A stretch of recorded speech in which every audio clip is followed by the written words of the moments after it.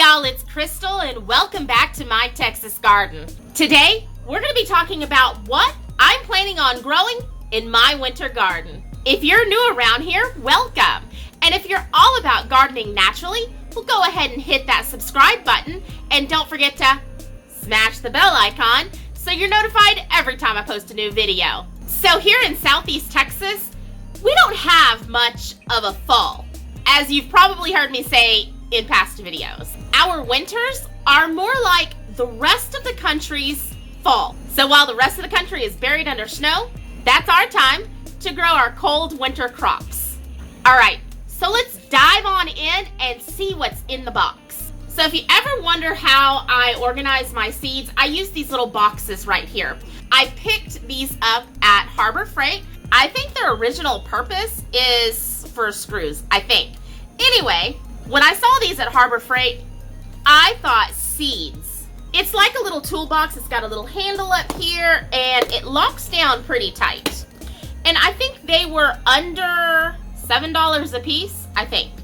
And for the most part, they work really well. Now there are some seed packets, and you can see they're kind of scrunched down, that are a little bit taller than the standard seed packets, which fit perfect in here.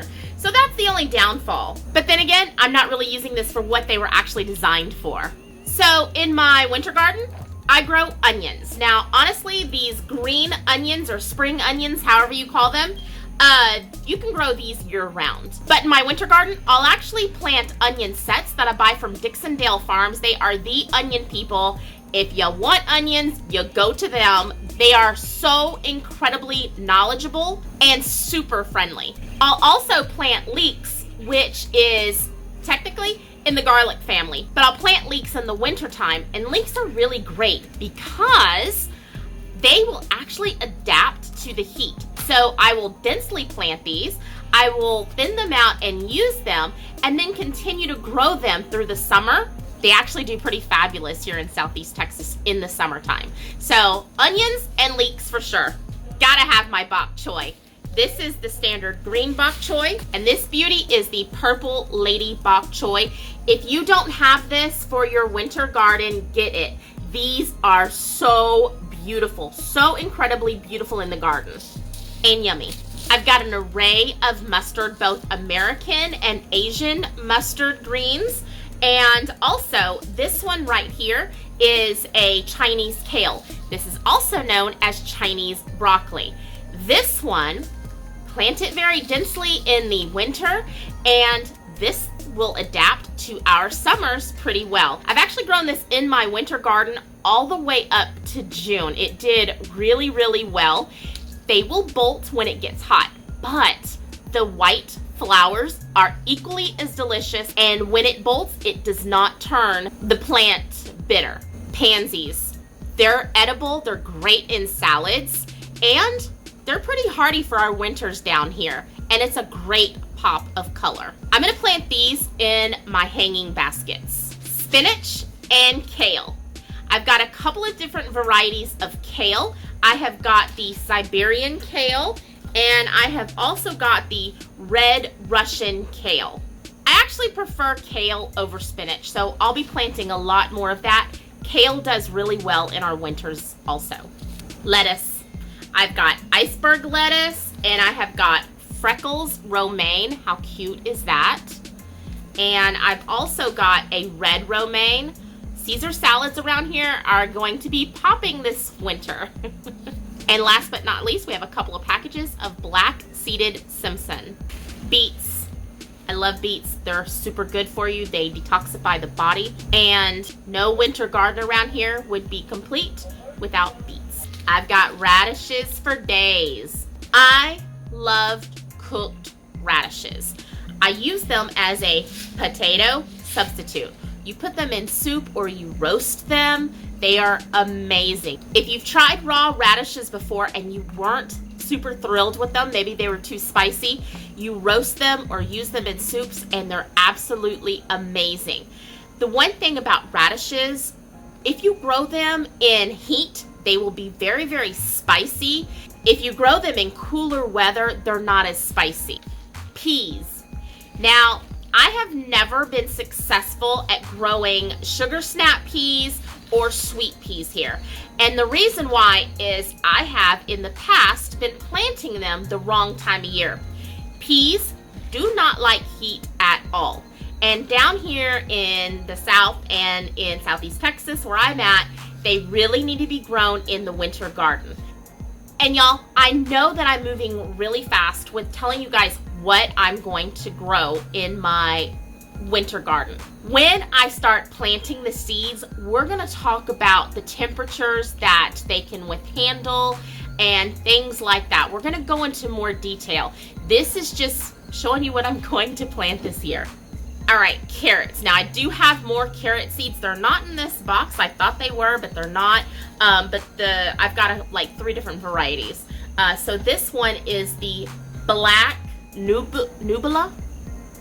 It's a really, really dark black carrot, and I'm very excited for it. Okay, so the herbs that we can grow in the winter, cilantro and parsley. These do beautifully in the winter. And cilantro, after a frost, the stems will actually turn purple, and the cilantro becomes so much sweeter, incredibly sweet. Really, really cool transition. Brussels sprouts are on the list. This is my very first year growing Brussels sprouts. I've got a couple of different cabbages that I'm going to be growing as well. Sauerkraut is huge in my house. And my kids will not eat store-bought sauerkraut, even if their life depended on it. They say, bleh. Broccoli's on the list this year to grow. And y'all, this is a first for me. I have never grown broccoli before. We have celery going into the garden.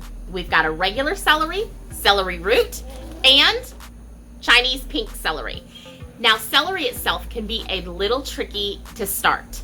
But once you get that plant established, all you need is a couple of plants because you can sustainably harvest the celery. And last but not least, collard greens. This is another first for me. I've never grown collard greens before, but I'm super duper excited to try it. The beautiful part about growing your own vegetables is that, one, you can try new foods that are super expensive at the store, and 2, you can grow to your taste buds. For example, my family is not big on regular mustard greens, but they like the Asian variety of mustard greens. Now I know that it looks like a lot of stuff that I'm going to be planting, but keep in mind that a lot of these greens are not going to get very big. Plus, I want to have enough greens that I can dehydrate and grind into a nice powder to add to smoothies and soups and other dishes in the summertime when we have a very hard time growing greens here in Southeast Texas. Now, some of these things I will be direct sowing, like all of my root crops, carrots, beets, radishes, all those will be direct sown into the garden, along with a lot of my greens. So what I'm going to be starting in trays are going to be the Brussels sprouts, cabbage, broccoli. Again, as I'm planting seeds, we're going to talk all about this. So I'm actually going to start planting seeds tomorrow. And the seeds that I'm going to be planting tomorrow are the things that take the longest time to maturity. You want to make sure that your plants are mature enough to handle frost. And like I've said it before, it's super important for you to know when your estimated first frost is going to be. I know mine to be somewhere around Thanksgiving, although a lot of the charts will actually put us in December.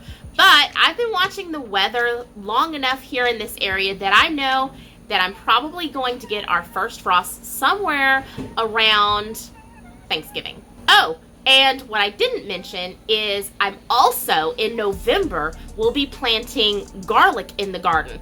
Now, garlic needs a very long grow season with cold time. So we plant it in November and we'll actually harvest somewhere around June. Extremely long grow season. So if you're planning on putting garlic into your garden, make sure that it's not going to interfere with the plants that you plan on putting in your garden in the spring. Okay, so let's talk about our planting schedule. So tomorrow I'm going to actually start planting out the plants that have the longest time to maturity. And in the first part of October, I'll actually start planting out my sweet peas and the rest of my greens and stuff like that. Planting my greens and my cabbage and my radishes and beets the first part of October still gives the plants enough time to mature for our first estimated frost date. All right, so we'll be back tomorrow to plant out the first seeds for the winter garden, and we're also going to talk about how much I plan on planting per person for my household. For more great gardening videos just like this one, go ahead and click right here and I'll meet y'all over there.